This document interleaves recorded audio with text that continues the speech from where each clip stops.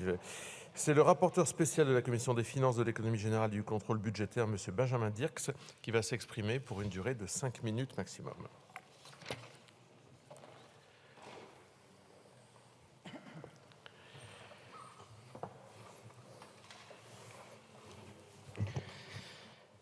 Merci.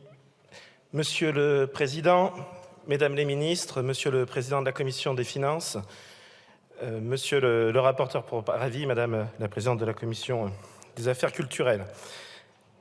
L'unité et la cohésion sociale ne sont pas données, mais construites et reconstruites sans cesse, à travers des institutions, des croyances et des pratiques partagées. Au travers des émeutes du mois de juin qui ont bouleversé nos territoires, au travers des séismes engendrés par les conflits internationaux actuels dont les répliques créent des failles jusque dans notre société, au travers des actes terroristes qui ont encore touché nos enseignants, ces mots d'Émile Durkheim nous frappent par leur contemporanéité. Unité et cohésion sociale, c'est l'essence même de ce budget historique d'1,9 milliard d'euros en direction du sport, de la jeunesse et des associations. Ce budget, c'est d'abord celui de l'inclusion. L'inclusion par le sport, elle peut être tant sociale que professionnelle. Cette politique d'inclusion, déjà portée de longue date par le gouvernement, a été et sera singulièrement renforcée cette année. Après avoir été encouragée par un amendement adopté à l'occasion de nos débats sur le projet de loi de finances pour 2023, ce sont désormais 10 millions d'euros qui ont été sanctuarisés pour accompagner l'inclusion professionnelle. Plus encore, le renforcement de l'inclusion sociale par le sport sera au cœur de nos débats, avec 2 amendements que le groupe de la majorité aura l'honneur de porter et qui traduiront les engagements du Président de la République.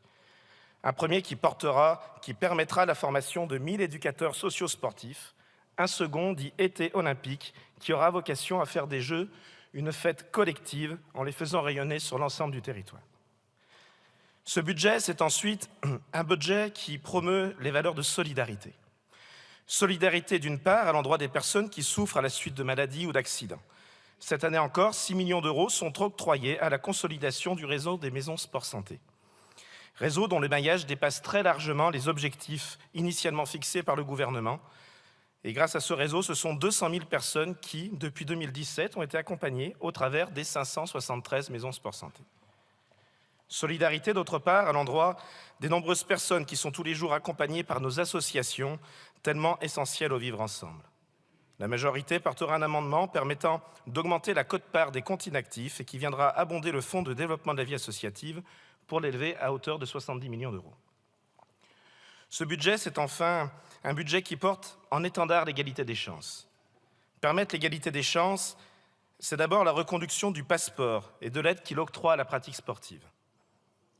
Permettre l'égalité des chances, c'est aussi un engagement de l'État de 500 millions d'euros pour la construction et la rénovation de 10 000 équipements sportifs sur l'ensemble de nos territoires afin d'encourager la pratique du sport partout et pour tous.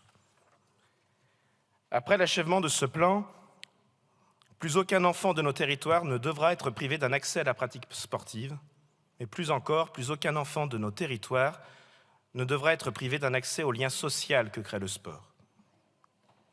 Permettre l'égalité des chances, c'est maintenir l'engagement de l'État sur le dispositif du service civique. Permettre l'égalité des chances, c'est aussi sanctuariser 40 millions d'euros sur l'écolo apprenante. Permettre l'égalité des chances, c'est encore soutenir la montée en puissance du service national universel.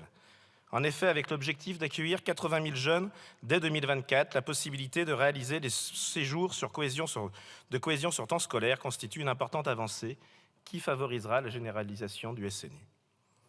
Alors, sans prétendre à l'exhaustivité, je ne saurais conclure en omettant la particularité de ce budget, celui d'être le dernier avant les Jeux olympiques et paralympiques de 2024.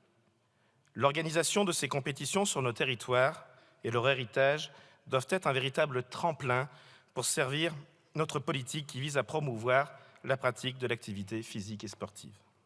Alors oui, l'unité et la cohésion sociale ne sont pas données, mais construites et reconstruites sans cesse, à travers des institutions, des croyances et des pratiques partagées. À travers ce budget, C'est une pierre supplémentaire à l'édifice de la cohésion sociale que nous vous proposons de poser et surtout d'adopter. Je vous remercie. Merci, monsieur le rapporteur. C'est maintenant monsieur le rapporteur pour avis de la commission des